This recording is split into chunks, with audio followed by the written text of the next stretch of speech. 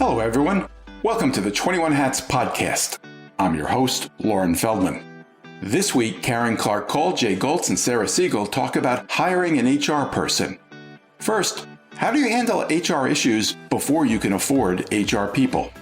Is software the answer? At what size does a business need a full-time person?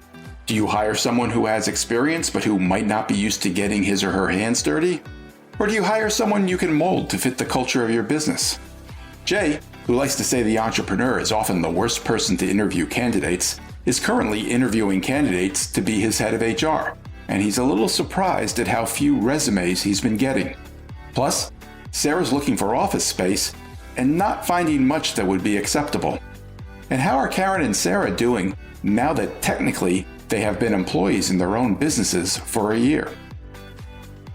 Even in good times, owning and running a business can be a lonely pursuit. Our hope is that these weekly conversations will let owners know they are not alone in facing challenges. Same thing with our daily newsletter, the 21 Hats Morning Report, which Inc. magazine recently named the best newsletter for business owners and which you can subscribe to at 21hats.com, where you can also find transcripts of our podcast episodes and lots of other articles and interviews. Joining me this week on the podcast are regulars Karen Clark-Cole, who is CEO of Blink, a Seattle-based user experience research and design firm. Jay Goltz, whose companies in Chicago include a picture frame business, artist frame service, and a home furnishing store, Jason Home. And Sarah Segal, who is founder and CEO of Segal Communications, a public relations firm based in San Francisco. And please take a listen to my quick chat with Rob Levin, co-founder of our sponsor, Work Better Now. The episode is titled, Should HR Advocate for the Business or for the Employee?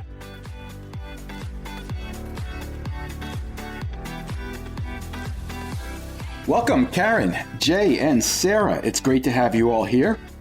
Jay, I want to start with you today. I gather you're looking for a new head of HR. That opens up a lot of interesting questions. Let me start with this. Did your previous person leave? She's leaving tomorrow. She was here 6 years, and she is basically my second full-time HR person I had over the years. So I finally feel good that I understand the position enough that interviewing for the next one, I'll have better questions and I have a better understanding of what I need for the job. With her leaving, who's running the search for her replacement? Well, my CFO and now my CFO's having knee surgery today, so it's kind of back on me, which is okay. We're watching the resumes come in, and some people are extremely overqualified, meaning they're not going to want to get their hands dirty doing the actual work. They're used to having a staff. I got 130 people. They got to know what they're doing. So I'm trying to find the person that's just got enough experience, but not too much. Jay, is she leaving on good terms? Can't she find her own replacement? You know what? She gave 2.5 weeks. We've been putting the ad. She did put the ad out there. It's just, it's tough out there. We're not getting a ton of resumes. Back in the old days, I probably would have gotten 100 resumes. I've gotten 20. So, and it's okay. I just as soon have my hands on it. So I'm not that busy. I'm getting into, like I said, I have a much better handle now on what the job is than I did the last, couple times. How many folks are you getting resumes from who are asking whether or not it can be a remote position? Not being here, that's not possible. They need to be here. Yeah. They need to interview people here. Oh, here's the other part that's a little frustrating. So we did send out emails to about 10 people and 3 end up calling you back, which, I understand at a lower level position, but why would you bother to apply for a job like this and then someone reaches out to you and you just blow them off? I really don't have an explanation for that. Jay, did you make clear in the ad that the person has to work in the office? Sure. Well, I don't know that it doesn't say anything that about sounds like okay a no. to be remote. No, I didn't make it clear, but I think if you read it, it doesn't say remote's okay. This is a job. You got to counsel employees. You got to go to the factory once a week and sit down with people, go over their benefits. It's not something that would be good on the phone. And then they're interviewing people. I don't think anybody applied that thought it would be okay to be remote. What's your toughest question you're asking your candidates?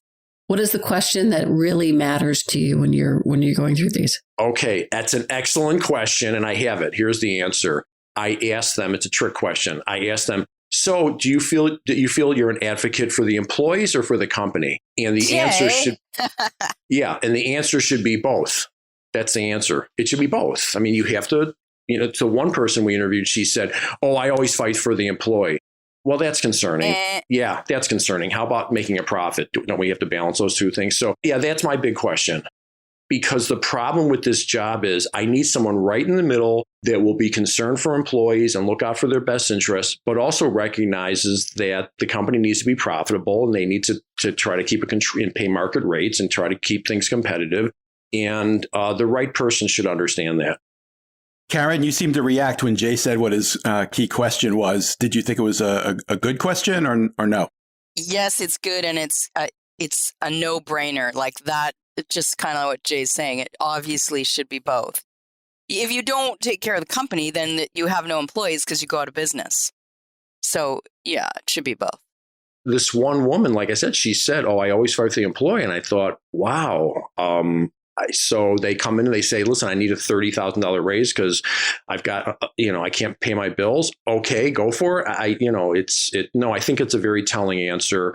And you can also tell just the way they respond.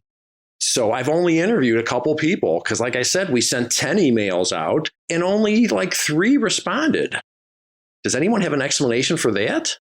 We're seeing the same thing on our agency side where we put out an ad and we got way too many people that were overqualified. And then of the people that were qualified, we were like, okay, well, what range are you looking for? And it was literally double what we normally pay somebody for that position. I don't know where all the employees have gone, but yeah, it's a very tough market. We use ZipRecruiter and it says, "What is your salary expectations?" How do you feel about if they just put negotiable? I mean, is that a turn? I mean, this job, just to be clear, this person, if I get a junior person that will groom, which I built this whole company on finding diamonds in the rough. I've got people that were dropped out of college, didn't go to college, started at 23 years old, and are now 47 and they're running the company. So I've been really good with that. I don't know if I can afford to do that in this position. So I would say the range in this job is going to be somewhere between $55,000 and $100,000, depending on, are they going to just take this whole thing over, or am I going to have to, mentor them over the years? When they say it's negotiable, I don't know who I'm talking to. I mean, it's a problem. What about giving them the range in the phone interview when you first talk to them? That's what we do. Just tell them this is the range. No, we can certainly do that if they call you back. That's kind of the joke. I mean, if they call you back. Yeah. But I wouldn't pay much attention to what they enter into the forum. Just get on the phone and say, This is the range. Does it work? Well, that's a big range, though. Yeah, but whatever it is, I wouldn't put a number down on a form because then you're just shooting in the dark. You don't know what the world of opportunity is. Yeah, I'm not eliminating them because of that. I'm eliminating them if they came from a company where they had 3 staff members because I know better than that. They're not going to want to do the grunt work of calling people, interviewing $17 an hour employees for the factory. They're not going to want to get their hand dirty. So I know that person's not going to work out. The question is, does the green person who's 24, that's worked hard, that has a nice history, can I afford to put them in this job and get supervision / mentorship from the CFO, from me? Maybe. I'm leaving that open. 24 seems very young. Yeah, no, believe me, 28 would be much better, but that's all I got so far. What about going to, they're still be young, but what about going to some of the colleges or universities that hire or train people that you could hire right out of school, and then they'll be cheap and diamond in the rough? Well, that almost describes the one I just talked to. She just graduated, but she's really had a good job at a restaurant where she's worked her way up. And that kind of describes her. The problem I've learned is, well, for instance, this is kind of appalling to me. We asked her if she's a member of SHRM, which is the Association for whatever it stands for. She's never heard of it. And I just think, how does someone graduate with a degree in human resources? And how does the school not have a representative there come in and talk to them? Jay, have you posted with SHRM? That seems like a great resource. You know what? That's a good question. I think they did, but I'll follow up on that. That's a good question. I know that when I speak to people about potential positions, we're not allowed to ask them anymore about what they made previously.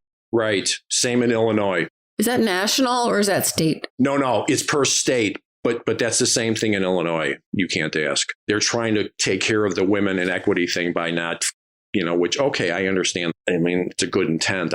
It make it a little harder, no question.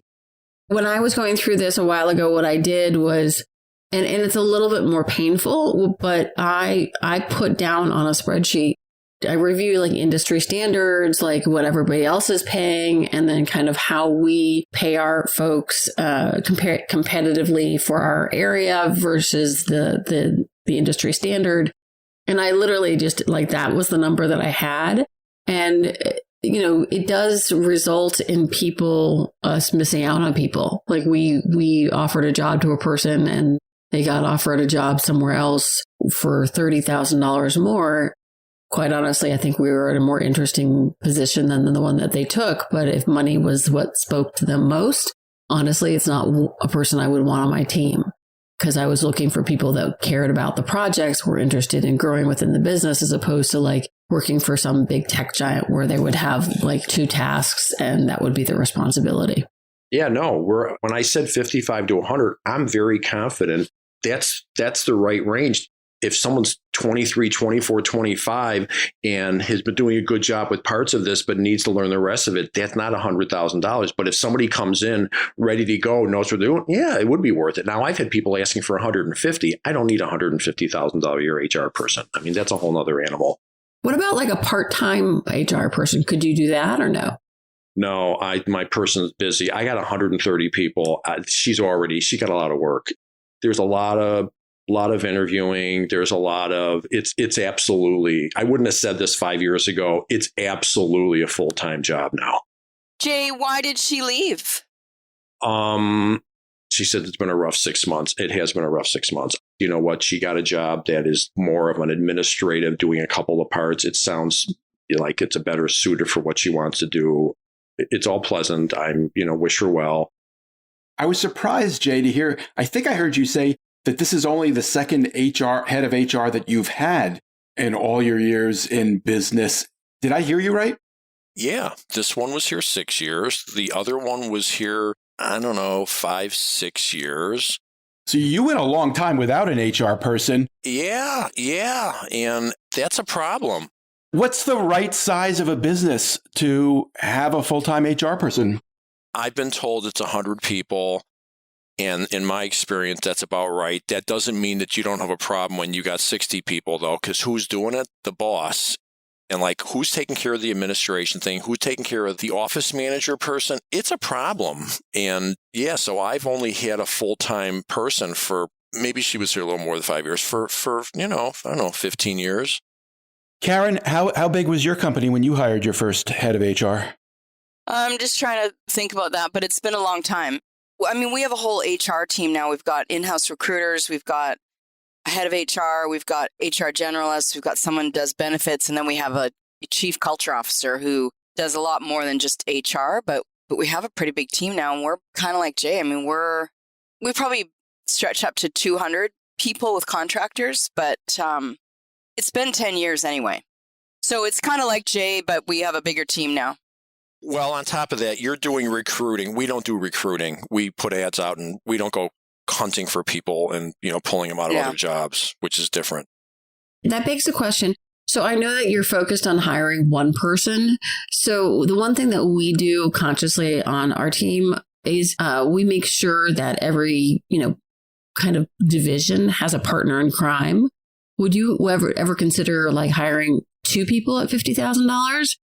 That way you have somebody who is very good at X and then... I have a person that's been with me for 30 years since she was 17 years old. She knows this company. She knows if I hired someone for the 50-some thousand, I will take her and she's happy to do it. She will work with the person. And that is how we would do that she would take part of the job.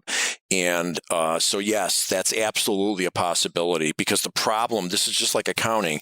The problem is if you don't get someone big enough in that job, they don't understand all and can't do it. If you get someone too big, they don't want to do the grunt work. They want their assistants to do it. And so if that person exists, I have to get somebody that's got enough experience but doesn't mind doing all the day-to-day stuff. So that is a possibility that we split it into 2 jobs, administrative and maybe the interviewing is a separate person.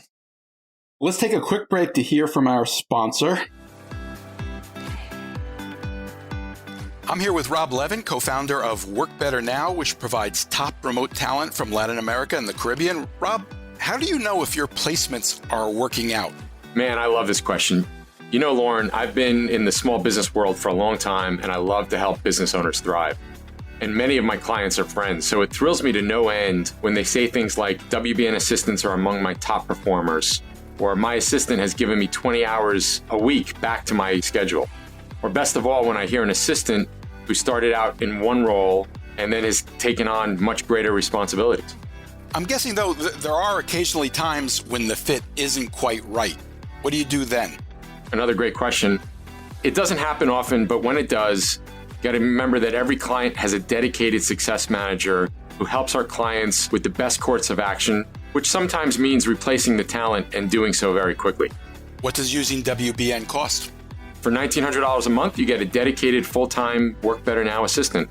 You can have a matched assistant who is perfect for your needs within as little as 2 weeks, and there are no contracts. If any of the listeners mention 21 Hats when you have your free consult, you get $150 off your first 3 months, and that is for each assistant that you hire. Where can we learn more? Just visit workbetternow.com. Thanks, Rob. And we're back. Sarah, how do you handle HR? That's a laughable question. So we're not big enough to have a full-time HR person. It is something that is discussed on a regular basis, but I don't feel like that we've hit that threshold. So we have divided up certain responsibilities into people that have roles as operation managers in lieu of HR. We do have general counsel, which is a priority for us. So that person oversees any, employee related issues or questions. But we don't have an official HR person that's walking through your benefits. The head of our accounting actually is the person that currently deals with that very capably. So How many employees do you have? How big are you guys? I am a business unit of a larger company. The larger company is about 50 people. Don't hold me to that number. So we share all of those resources quite nicely. And we haven't gotten to the point where we're like, we need an HR person. We just don't think that right now it's being dealt with so seamlessly across teams that it's not our priority hire. I think we have other priority hires before we do that.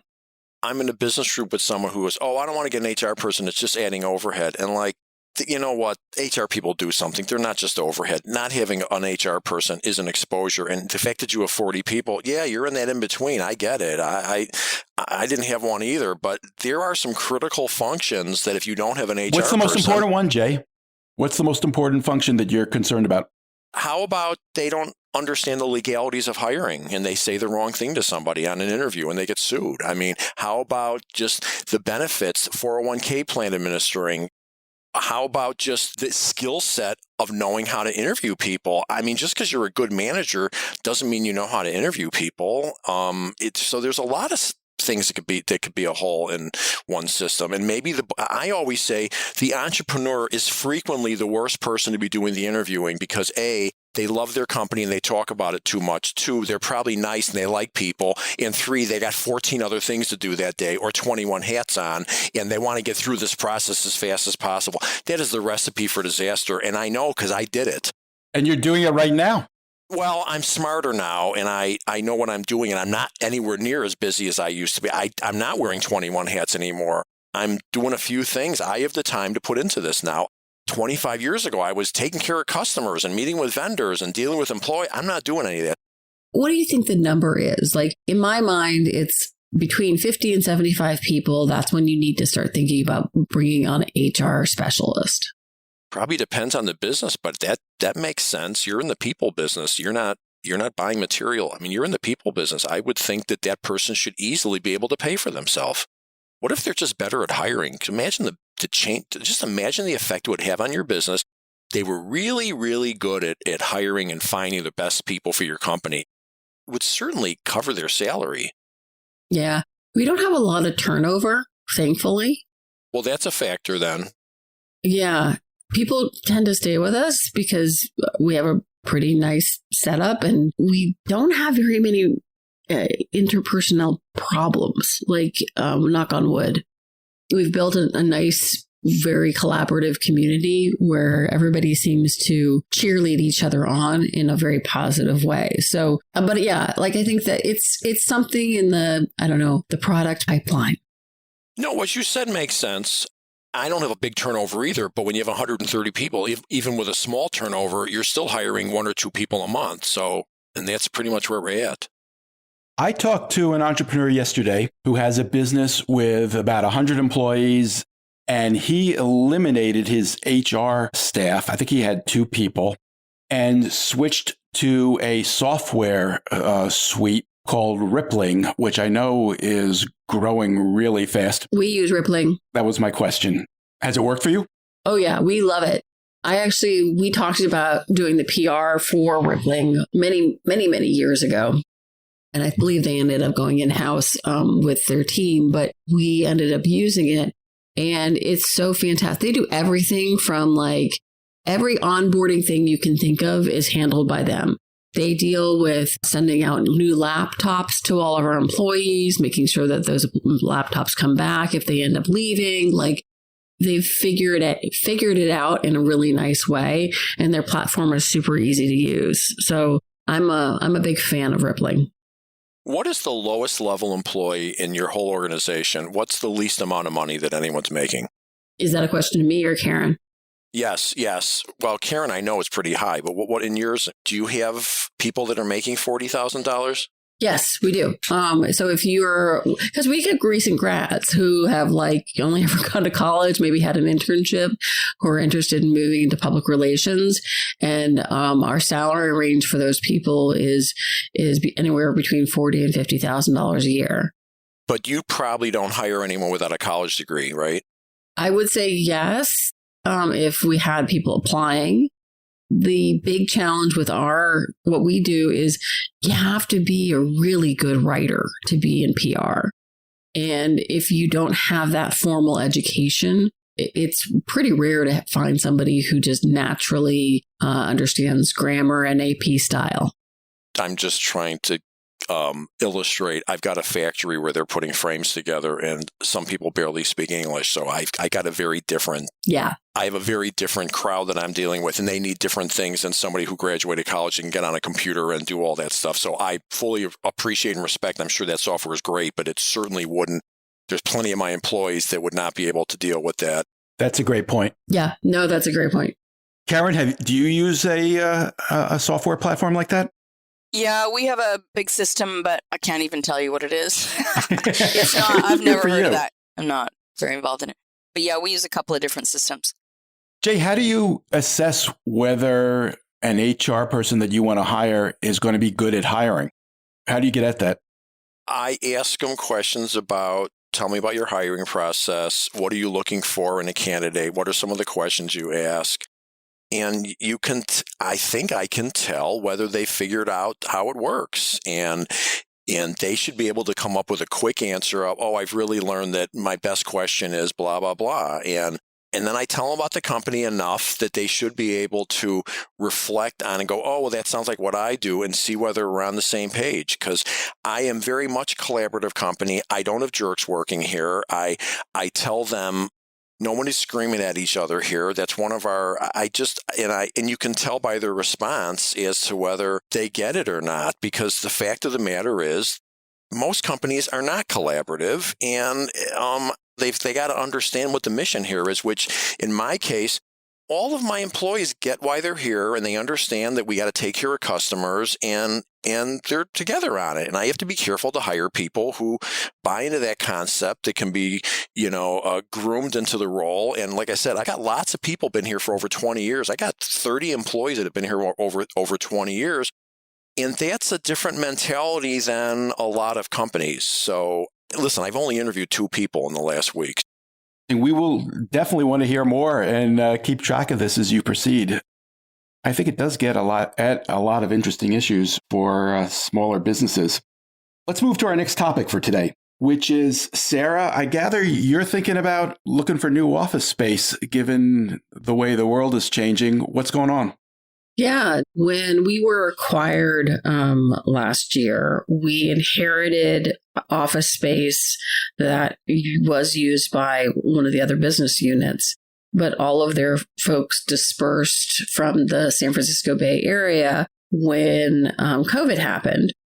And they're able to continue without having people in one location based on the kind of the focus of their work, which is fun things like crypto and crisis. Our team, we need to be there and touch and feel and hug and laugh and collaborate and brainstorm together in person. And, you know, the young group of people I have on my team, they like coming into an office. So the office that we inherited has never been something that I've loved. It doesn't reflect the brand at all. It's a little bit too big. We pay way too much money for it. So we've been able to sublease it. So that's off the books. I actually literally can talk about people that do windows and floors. You know, I went and packed up boxes and met the movers on last Friday to put everything in storage until we find a new place. But, you know, now I'm in this weird in-between space where all the current offices that are available in San Francisco are like god-awful. And then I've been told about a couple collaborative spaces, so I'm thinking about looking at those. I've also talked about shared spaces with a couple people, so we're just kind of exploring different options. Wait, Sarah, how much space do you need? We need 2 offices with doors that can close and then an open space for the rest of the team. And that's all we need. We intend to keep growing and having more needs for it. But literally, if you were to ask my team what everybody wants for their space, the answer is uniform. It's bright and happy. Boy, do I have the deal for you.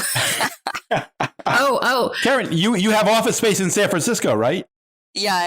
This is how we got our first office space. So when we were first starting out, we couldn't afford to have a footprint, but it was nice to be able to get all together. So one of our first clients was the co-founder of Serena and Lily, which is a big furniture company. It's textiles. It's beautiful.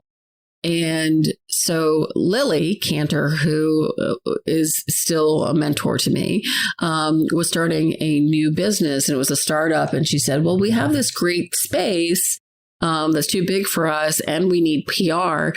We'll give you space in exchange for PR. So that was our first space. We never paid for office space. It was this beautiful building. I believe that was the starting place for Williams-Sonoma or one of those other brands. And so we were really spoiled. So I literally reached out to a couple of people and I said, we'll do free PR for you if you give us the footprint and somewhere we can go. So we are absolutely in that boat. Like PR is the only engine we don't have going right now. So we should definitely talk. We have a beautiful, it's like, I call it the white angel space. It's so beautiful and bright and basically new. We've redone the whole thing. And it has a giant workspace. It has a bunch of closed meeting rooms. It's beautiful. Is anybody using it, Karen? Are you using it? No, and that's what I'm about to say is that it's so depressing to me that it sits there empty. We have an occasional couple of employees who go in, but for the most part, it sits there empty.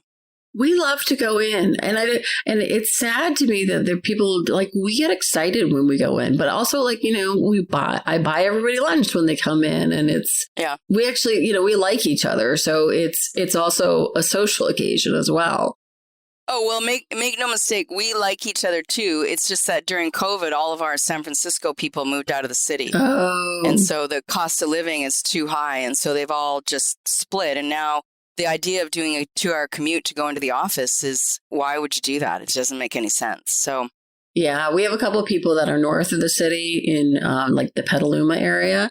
And, they wouldn't come in every single day. But we do have people that live in the city and have stayed there and are really eager just to be there on a regular basis, as well as myself, because honestly, like my office at home is fine, but my dogs are very distracting. Sarah, I'm surprised that you've had trouble finding space. I had the impression that... Oh, it's awful. I mean, isn't Karen's example fairly common? People who have leases that they would love to get out of? That's what I thought. Yeah. Why aren't there a lot of options for you? Well, because people aren't really sharing that. If you go on, like, I forget what it's called, but it's like a commercial real estate website. So ages ago, there used to be this blog that would make fun of real estate listings that were just really challenged houses that were trying to, like, beautiful backyard. And the backyard, the image of the backyard would be like of a mud pit, Charming is the word they use a lot. Charming, exactly. And so you look at these things. One of the pictures, and I should send it to you all, it almost looks like the people that had this office were hoarders. And they're trying to sublet this space. And the rule number one of any property is that you want to make it kind of agnostic so people can see their business in there. Number one rule is don't look like a hoarder, I would say. That would be a good rule. They're bad. Sarah, let's make a plan for you to come and see our space. It's beautiful. We'd love to. And we can just share it even. Like, we can figure out some creative way for you to get cheap rent. All I want to know is it near Boudin's, the sourdough bread place? I don't know. I don't know the area well enough. We're right by the Embarcadero. It's beautiful. Oh, okay. It's a great area. It's convenient, especially for people like me that occasionally will take the ferry into the city. Yeah. I just want to know if I get a broker's fee if you guys actually do a totally. deal. I was going to coach you on that, actually. Let's have a podcast party in Sarah's new office. I have something very interesting I learned years ago about why the cubicles got so popular all of a sudden. And believe it or not, part of it was the tax code, that if you built out office space, the depreciation was over like 27 years. And if you bought office cubicles, it was like over 7. So there was a huge tax advantage to putting cubicles up instead of building out office space. And that's what really set the cubicle thing on fire, whenever that was, 30, 40 years ago. There's probably still some people that are thinking about that. Cubicles are depreciable. Well, it's kind of coming back, actually, Jay, Right. Because now people are going into the office, but they're on Zoom meetings all day long. And so where we have all these open collaboration spaces with desks, and it was awesome when everyone's there. And now people are there, but they're on Zoom half the time, and it's really kind of a bummer.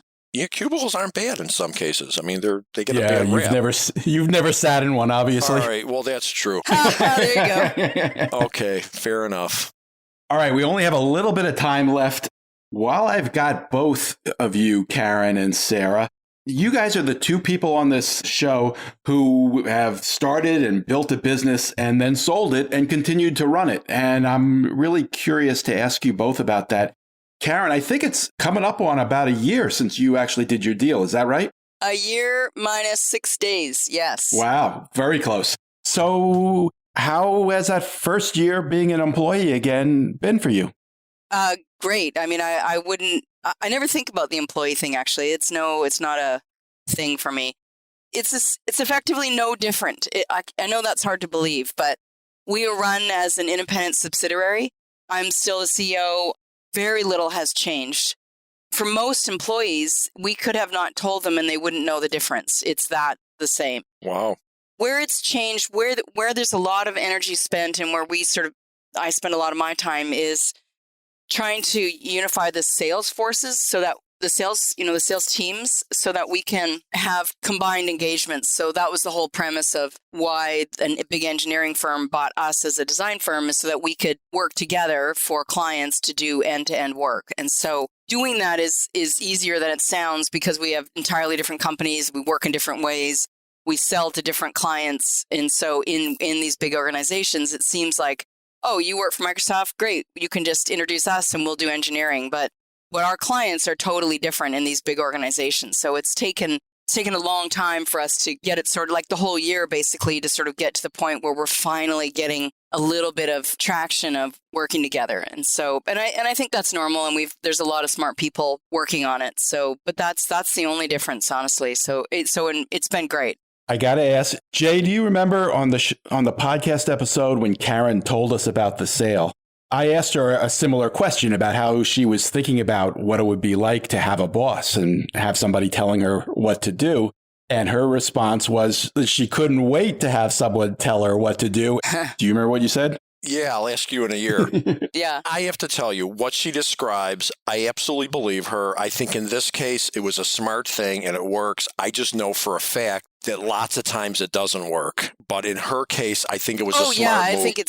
I think you're right, Jay. It's extremely rare, and I consider myself to be extremely fortunate. Don't call it fortunate. You were smart. You did a smart thing. You figured it out. There's no luck involved here. No, really, you figured it out, and it made perfect sense. There's other people that just want to get out of the business, and they hang around and they pull their hair out for the next 3 years, and that's a different story. Are there any keys to that success, Karen, that you would share? Is somebody else contemplating doing something similar? Is there anything you would stress that leads to a healthy situation like the one you have?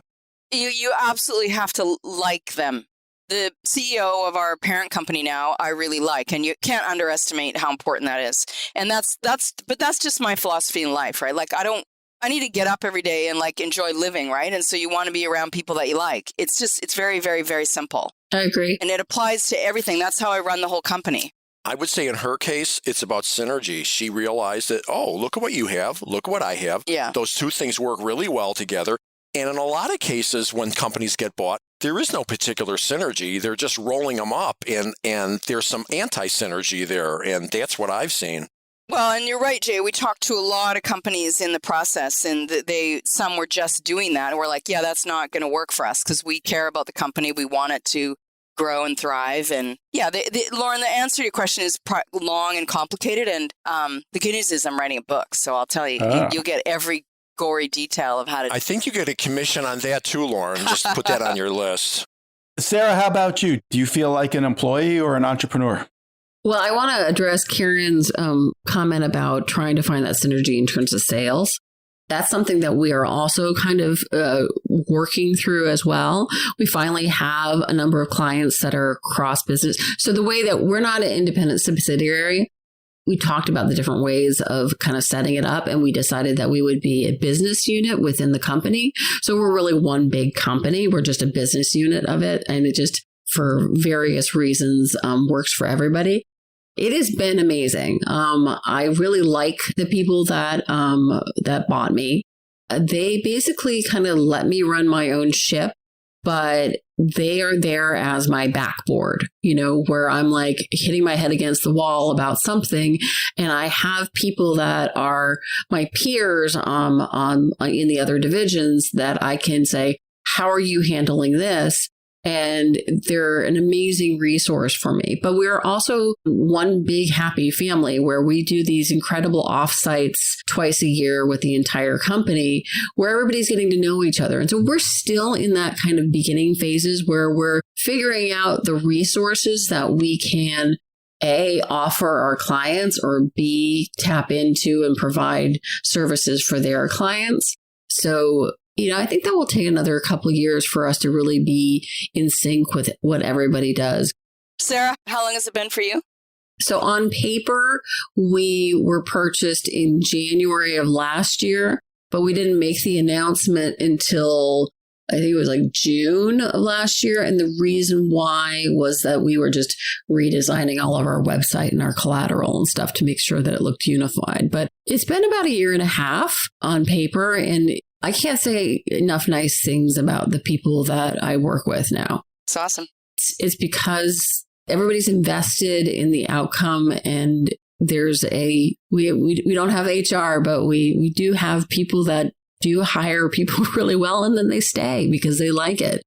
Again, I'm still trying to navigate, like, what exactly do you do with a couple of people, but we're going to get there.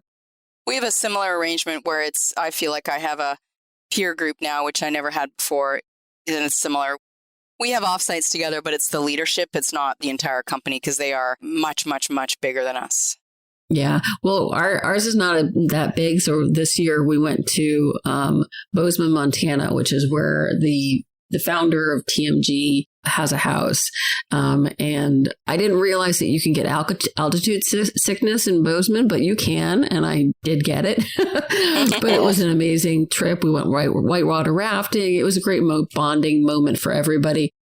I should say that I think the reason why I'm left to my own choices is that I'm probably the hardest person on myself of anybody, where I'm always looking at my P&L, I'm looking at my client list, I'm looking at our deliverables, I'm looking at everything. And I beat myself up probably every day about what can we do better? How can we improve? And they know that. Jay, you've always wanted to be your own boss. Does hearing any of this? I fully appreciate and respect what they're saying, and I don't at all think, I'll ask you in another year. No, it sounds like that was a smart move on both of their parts, but there's no part of it that I think, I could do that. I don't have the same. I mean, I'm the biggest framing place in the country. It's not like going in with someone else is going to give me some new. I don't see any synergy in any of the businesses I'm in that would make sense. So it just doesn't fit what I'm doing. But I totally can appreciate that from what they're talking about. It makes perfect sense that they combined efforts with another company that brings a better product to the marketplace. So it makes perfect sense. And I'm sure it will continue to be good for them. So if one of these larger kind of print on demand places said, we really want to add you to our, would you sell? No, not a chance. I get emails probably once a month saying, we've got a strategic buyer, which is usually baloney. No desire whatsoever to go rock my world. I'm just in a happy place. Nice customers, happy employees. Everything is good. Don't have any problems to solve. I have absolutely no reason that I would want to open up some can of worms and go in with somebody else and find out that, they're not doing things the way I do it. And no, there's no part of this that makes me think, wow, I wonder if I could do something. No, I'm just happy it worked out for the two of you. And I'm also not just happy, I give you both credit. Those weren't accidents. You both did a very smart, strategic. Karen said she talked to lots of companies. There wasn't any luck in this. This was a well thought out plan that's working. Good for both of you. What's your golden parachute? I've got 2 kids here, and I've got managers that have been with me for 20 some years that are in their 40s, and I plan on the company being around. He doesn't want a golden parachute, Sarah. Right. He wants to stay there to the bitter end. And if you say, what if you get run over by the bus? I think the company will be okay. If not, no one's starving. I own all the real estate. Everything's fine. I really don't have any compelling reason to entertain selling the business in any way, shape, or form. Good for you. All right. On that note, my thanks to Karen Clark-Cole, Jay Goltz, and Sarah Segal, and to our sponsor, Work Better Now. See you all next week. Wait. Don't leave yet. If you have a question or a comment that you'd like the 21 Hats owners to address, send it to me by replying to your morning report or by email at lauren@21hats.com.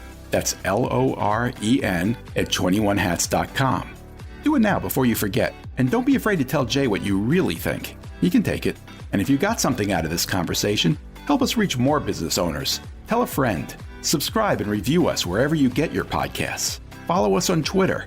Subscribe to the Morning Report at 21hats.com. This episode was produced by Jess Thuberon, founder of Blank Word Productions. Okay, now you can leave. Thanks for listening, everyone.